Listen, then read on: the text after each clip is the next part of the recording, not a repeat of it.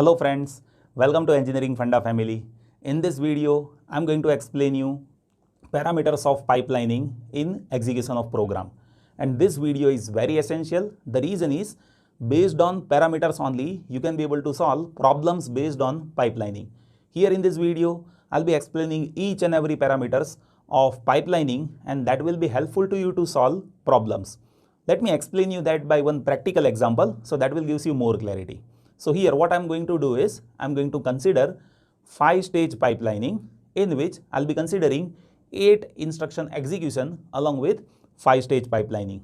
And once I explain you that 5-stage pipelining, based on that I will be going to derive all the parameters which are there regarding pipelining. So let us try to understand first how 5 stages are there in ARM9 architecture. So there are 5 stages. First stage is instruction fetch. Second stage is decode instruction. Third stage is execute instruction.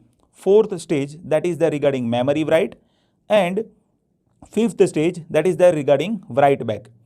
In fetch, what we will be doing? In fetch, we will be taking instruction from memory inside processor, right? In decode, what we do? In decode, we identify what should be the operation with that particular instruction. After that execute instruction, that stage is there. In execute instruction, what we do? In execute instruction, we execute that instruction by using arithmetic and logic unit, right? In fourth stage, memory write stage is there. So here, once you execute the instruction and as if you have memory based instruction like load store instruction, in that case, you'll have to write the answer on memory, right? So memory stage is there, that is fourth stage. And fifth stage, that is write back, and that is happening for register only, right? So here whatever answer that is there with you, that you need to write in respected register over here. So that is how 5 stages are there, and here we will be executing 8 instructions, right? So let me explain you first how we will be executing 8 instructions. So here instruction space timing diagram that I am going to explain you with respect to pipeline, and here you see we are having various stages: fetch, decode, execute, memory and write back. And with respect to time cycle, we will perform that execution with pipeline. So here in first cycle, what will happen? Instruction 1, that will be having fetch operation, right? In second cycle, instruction 1, that will get decoded. In parallel with that, second instruction, that will get fetch over here. In third cycle, what will happen?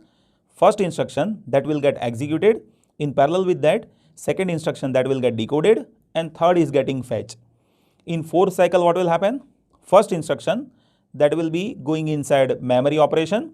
In parallel with that, second will get executed, third will get decoded, and fourth will get fetch. In fifth machine cycle, what will happen? First instruction, that will be having write back operation. Means you can say you have completed execution of first instruction. In parallel with that, second instruction, that will go inside memory write stage. Third instruction, that will get executed over here. Fourth instruction, that will get decoded over here. And fifth instruction, that is getting fetch over here. In next machine cycle, what will happen? This I2, now that will go in write back stage, means that will come out of this CPU, means you can say execution is performed over here. In parallel with that, I3 will go inside memory stage. I4 will go inside execute stage. I5, that will be having decode operation, and I6 that will get fetch. In next, you will be observing I3 that is getting executed, I4 that will go in memory stage, I5 now that will go in execute stage, I6 that will get decoded over here, and I7 that is getting fetch over here. In next machine cycle, there is I4, now that will get performed over here, I5 that will go inside memory stage, I6 that will go inside execute stage, I7 that will go inside decode stage, and I8 that is getting fetch over here. And now we are having 8 instructions only, right? So you see this I5, now that is getting performed over here, I6 that will go inside memory stage, I7 that will get execute over here, I8 that will get decoded over here. In next cycle, I6 that will get performed, I7 that will go inside memory stage, I8 that will get execute over here. In next cycle, I7 that will get performed, means write back, I8 that will go inside memory stage, and in next cycle, I8 that will get performed over here. So our program which was having 8 instructions, you see now that is getting completed over here, right? Now here, my dear students, we need to understand how exactly things are happening. So first of all, you'll have to understand one thing, how much time period that is taken over here with pipelining, right? And how much time that is possible without pipelining. The reason is these two parameters are very essential, right? So as if I want to calculate how much time period that we need to have without pipelining, then you will be observing how many instructions are there. 8 instructions are there. Let us say number of instructions are n, into how many stages are there. So 5 stages are there. Let us say number of stages, that is k. So n into k, and for one stage, as if I say cycle time period, that is Tc, then without pipelining nktc, that will be the time period. Now let us try to understand how much time period that we need to have with pipelining, right? So if you observe here, my dear students, for first instruction execution, you will be observing how much time period that we need to have. So 1, 2, 3, 4, 5. 5 stages that we need to have, right? And how many stages are there? K number of stages are there. So for first instruction, it will be taking k cycles, right? And for n minus 1 instructions, how many cycles that it will take? For each instruction, you see, now it will be taking 1 cycle only. So for n minus 1 instructions, it will be taking n minus 1 cycles. So here, my dear students, for first instruction, it was taking k number of cycles, and for rest n minus 1 instruction, it was taking n minus 1 cycles, right? So how much time period that is there with pipeline? So for pipeline structure, time period will be k plus n minus 1, right? So I can say n plus k minus 1 into Tc, that is what the time period that is there with pipeline structure, right? So here, technically, if you observe for 8 instructions, without pipelining, how much time period that it would have took? 8 into 5 means 40 cycles, right? And with pipelining, how much time that it will be taking over here? With pipelining, you see k is 5 plus n means 8, means 5 plus 8, 13, minus 1 means 12 cycles, right? So you see 1, 2, 3, 4, 5, 6, 7, 8, 9, 10, 11, 12. So 12 cycles that we need to have execution of instruction with pipelining along with 5 stages. And without pipelining, it will be taking 40 cycles, right? Now I'm going to explain you speed up of computer with pipelining or without pipelining. So speed up is how much? Speed up is time period without pipelining divided by time period with pipelining.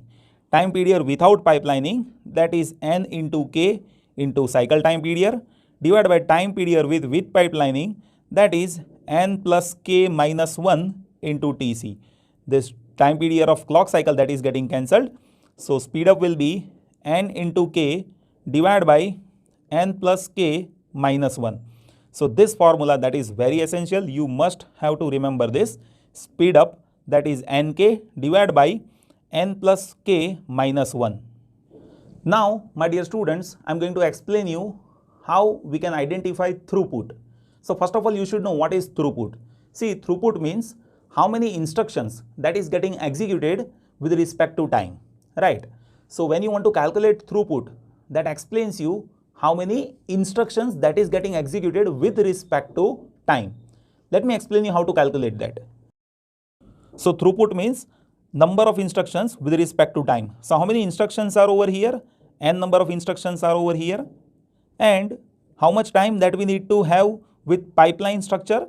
So n plus k minus 1 into Tc. So throughput over here, that is n divided by n plus k minus 1 into Tc.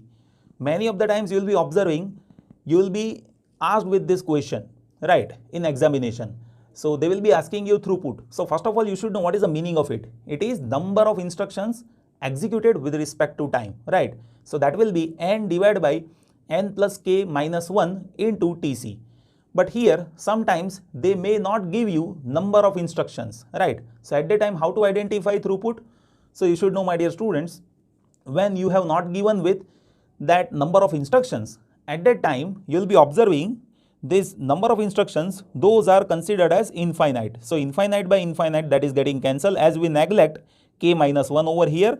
So throughput will be 1 divided by Tc, and you can say this is ideal throughput. So many of the times I have seen they will be asking you this question, in that number of instructions may be given to you. In that case, you will have to use this formula and divide by n plus k minus 1 into Tc, right? But as if number of instructions are not given, then you'll have to simply calculate that as per 1 by Tc, where Tc is time period for one operation or one stage, right? Now I'm going to explain you how we can identify efficiency, and that is also referred as utilization of CPU, right? So what is the meaning of efficiency or utilization? See, utilization means when you execute any program, at that time, all the blocks which are there inside CPU, is it getting utilized? If it is utilized, then you can say 100% efficiency is there. So ideally you can say 100% efficiency is there, but practically you can say all the blocks are not utilized. You see over here in problem also I have shown you pipeline structure, right? But in that, if you observe, during 5-stage pipeline execution, these are the stages which are not utilized, you see, right? And you will be observing these are the stages that is getting utilized over here, right? So how to identify efficiency? Total number of blocks and utilized blocks ratio, right? So how many that we have utilized? So here k stages are there and n instructions that we have executed. So k into n, that is what number of stages that we have utilized over here. So let me mention that n into k, those are the stages which we have utilized over here. And how many total stages are there? So here you see total stages are that many, and in that, this is what vertically we have k, and horizontally how many cycles that we have? K plus n minus 1, right? So here in denominator we will be having n plus k minus 1, and into k, don't forget this, right? You see total stages, that is k plus n minus 1 into k, right? That is what total stages over here, and utilized are k into n instructions, right? So you can say efficiency, that is nk divided by n plus k minus 1 divided by k, and if you observe here this k and this k, that is getting cancelled. So I can say efficiency is n divided by n plus k minus 1. Here my dear students, there are some questions that may come based on relation of speed up and efficiency. So if you observe both formulas, both are almost same, only with s you have to multiply k over here, right? So I can say the relation in between efficiency and speed up, that is s is equals to k into efficiency, right? So this is also essential formula that you need to use it to solve problems. So my dear students, these are the formulas that you must remember when you solve problems based on pipelining. In future coming videos, first I am going to explain you pipelining hazards. The reason is these formulas that you'll have to use, but along with hazards that you'll have to use, right? So first of all, you'll have to understand what are the hazards that is there with pipelining. So there are 3 types of hazards. I'm going to explain you all the hazards along with examples, so that will give you more clarity. After that, you can easily solve problems based on pipelining. I hope you have understood all those things. Still, if anything that you like to share it with me, please note it down in comment box. I'll be happy to help you. Thank you so much for watching this video.